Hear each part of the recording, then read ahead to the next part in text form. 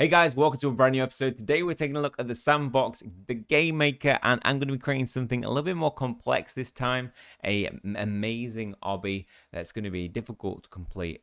That's going to have a lot more complexity in terms of the units within the game. I'm going to change the behavior, add some components to it, add a victory conditions, and it's so easy to use. Really, the whole basis of this video is I want to show you just how easy it is to create your own games in this, and it's so easy. There's no code tools using their game maker. You can create games and actually publish them, and the great thing about them is that they are purely, you retain full ownership of everything that you create, and you can earn 95% revenue share of everything that you create. So it's definitely worth checking out. And if you're just an avid game maker who wants to create or just try out some concepts that you have, it's a great place to start. So the place I started was with a maze. I wanted to create an amazing obby that was built using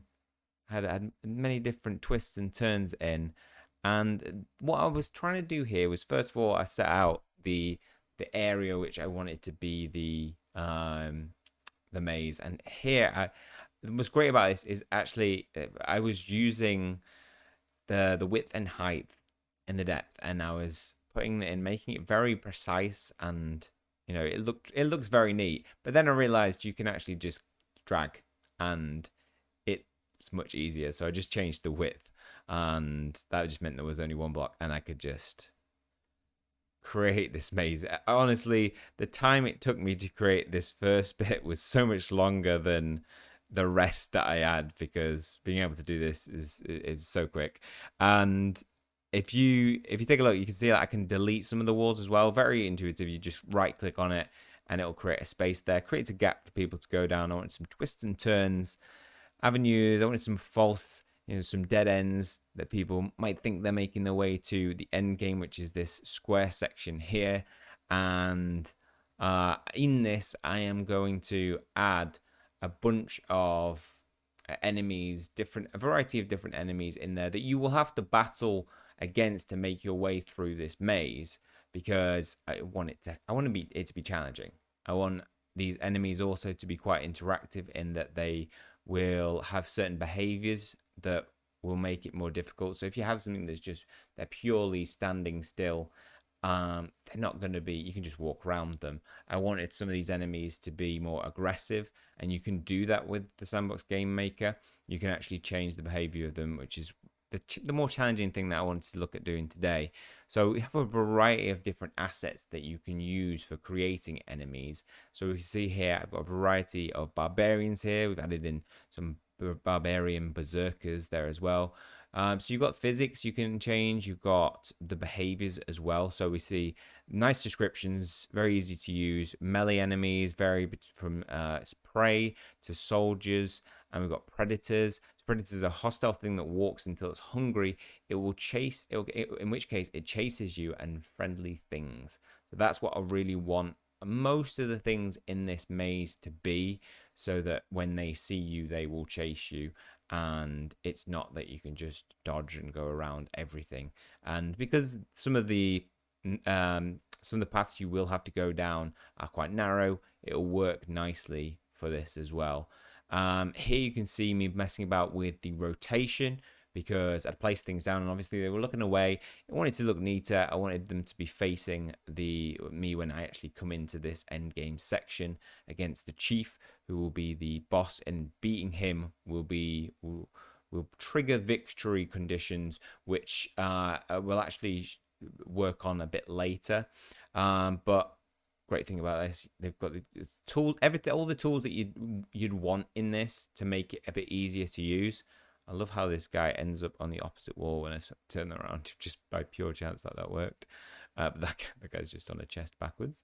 So we start adding some enemies in. Now I started putting enemies in in these dead ends, but actually you probably just want them in the non-dead ends, just in the pathways, because you have to go past them. And so we just have a little tester of it first of all, just make sure it looks good. We've got this little puma at the start who we've got to kill. Um, Actually, is he? No, he's not a healer. He's attacking me. 20 health he took off. So you're obviously going to have to get through this and defeat the chief by without losing all your life, because it will take you back to the start, or it can trigger defeat conditions, so you might only have one life. You can change that within the game what you want. And these enemies, you can't just keep attacking them, you've got to block. So here we can see what happens if I block. We'll get parry, and we can take the enemy out. Block again. Gives you a little bit of a warning for when they're hitting you. I wanted to add some extra enemies in here to make it. Don't want them on the side of the wall, but I wanted some little secret pathways that or dead ends that might lead to like dead ends. You know, these you face these guys, they could really hurt you. I wanted it to make it a little bit more aesthetically pleasing. We added some trees in there. We added some rocks there as well. And here I added this guy in somewhere in the maze. I'm not going to tell you where, but he will heal you. So you don't have to go, you know, there is some way to heal back. And yeah, that I just thought that was necessary in the game. I'll speed up this bit, and don't watch. I wanted to make sure you couldn't cheese it as well, so I made sure that you couldn't jump on the walls itself. And here we see the end game and the beavers. So I will defend this treasure with my life and my beavers. And the beavers will attack you if you go near them. So they're actually really deadly, because you can't, they're hard to see when they're about to hit you. So you have to block and then attack and then block. They attack quite quickly as well and do a lot of damage. So I will put more beavers in and more beavers in front of the guy, because I just feel like they won't be in range to get you. But yeah, here's me going for the Barbarian Chief end game. I don't have enough life to be able to take him. I know that I can't hit him and survive these beavers who are going to kill me. So I attempt to go in to defeat him, and I died. The beavers killed me. I couldn't even defeat my own game. So you can try. So here we can see the victory conditions being added. So on receiving the message, you get a victory message once you've killed the Barbarian Chief and not died. So that's the end game. Here's me sharing your experience. So you can click on these top bits in the top right hand corner. You've got the paper aeroplane, and you've got the globe. So you can publish your experience, and this will make it so that players will be able to play your own experience as well. So here we go to the world where we publish, and here's the name of my game if you want to search for it. And we've got Amazing Obby, and a maze full of enemies and beavers and treasure. There's some treasure. Let's not forget the treasure. That's what you're defeating the chief for. And then publish, and that'll take you to the dashboard to be able to complete the publication process. Add a thumbnail on it.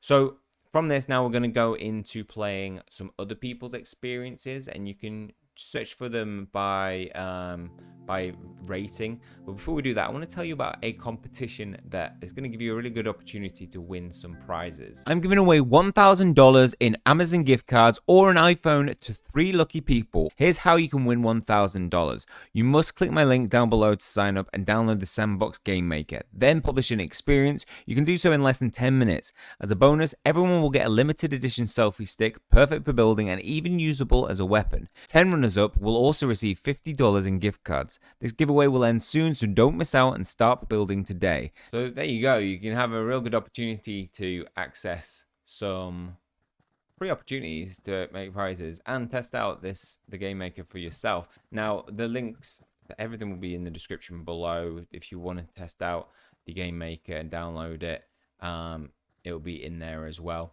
So here we are playing on a really nicely built. I think this is, in terms of game wise, it's not very fun because it's just going around and collecting these logos. But I think the real kind of best part of this is it's just how good it looks in terms of somebody's designed this whole bank, and they really they've added the objectives component as well.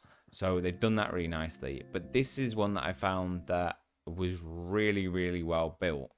It looks stunning, and they've got complexity to it in terms of levels, and they have loads of objectives that you have to complete, and you can explore and search. And if you go to certain areas, you will unlock new objectives. So the new objective unlocked there, we've got save max. So remember, saving max is the end game. It's not the end game, but I made it the end game. The end goal for me is to defeat all the scavengers and save max. So I had to kind of navigate away. Make sure not to step on the lava or just on the air, because you will fall to the ground. Thankfully, there's no fall damage, but there is a lot of damage as a result of all the enemies down here. There's so many enemies down here. We've got wood elves, we've got goblins, and we have to run, because there's no way that I can take them on. I almost get trapped, and then we run into a horde of pumas, which I'm not going to go face them. So we run down and we find some skeleton warriors. They're just in front of me, so they won't be too hard to defeat. And we clear through these pretty easily without taking any damage. No damage? No damage? Oh, we took some damage there. And yeah, so there's loads of different areas in this one, which is cool. They've created these underground caverns that you can actually, a little cave system which you can try and save archaeologist Mary. And I tried to do this, attempted this, and thought that I could go out the same way that I came in, but I realized that I dropped down into this area and that is not the exit. And then I thought, I'll leave Mary there and I'll come back for her. Spoiler alert, I don't come back for her. I couldn't be bothered. she's still down there. But it's really cool. They have this kind of maze-like underground system where there's lots of dead ends and bits which look like they could be exits but aren't. And eventually, through exploring this, I managed to find a way out. So, but like I say, there's quite a nice little level of complexity to this. So eventually we found this beautiful staircase, and we were out again, and we were immediately attacked by that horde of elves that had attacked us earlier, and we had some oracles crossbowmen in there as well, and I died. This time through that game, though, you don't get defeated. You just go back to, you spawn here, and I accidentally hit a grey child. I'm sorry for that. And I really wanted to go to that red section, but yeah, I may have fallen down again. Did I fall down, or did I choose to fall down? I can't remember. Nope, I chose to fall down because look, oh, that's it, because I wanted to see what that was. Just a random floating cave or weird temple thing. And we're back into the drama and fighting and goblins and wood elves and more goblins. And as you can see, they're just slowly taking my health down. But I'm defeating plenty of them. And I thought, okay, at this point I need to escape and save Max. I need to find Max. But what's cool about this one is because it's so big and there's so many different areas to it, it is actually quite difficult to complete the objectives. And some of them are defeat all the imps. So I found this area and I wanted to find a way through. But there was no entrance that way, so we go around. And I found an entrance. And there's a lot of enemies here. A lot of enemies. And I think you can change the area at which they spot you. I think I need to do that on my beavers. Because I think it's better on this one. But we go down here and we try and hide. I try and stay alive by going into this corner. And we find Max! I found Max. And the end game is complete. And I just ended it there because I've completed the game. I found Max. That was the hardest thing to do in the end. And probably the hardest thing to do is complete all those objectives. But that is the Game Maker. That is my game. It's published now. Go check it out. Play it. Let me know if you've played it and completed it. I will try to do something a little bit more complex next time. But yeah, seeing as this is like my third game that I've published, I feel like I've learned stuff more and more each time very, very quickly. It's very, very easy to use. So download it and let me know your thoughts. Creating a game, and if you create a game, share it with me on Twitter. Share it with me. Post it in the comments, and I'll try and check it out and play it and see if I can complete your game. Apart from that, that's all for this one. Don't forget to get involved in that competition using the link down below. If you have enjoyed the video, please hit the like button. It always helps the channel out. Hit subscribe if you keep up to date with future content. That is all from me. See you guys soon.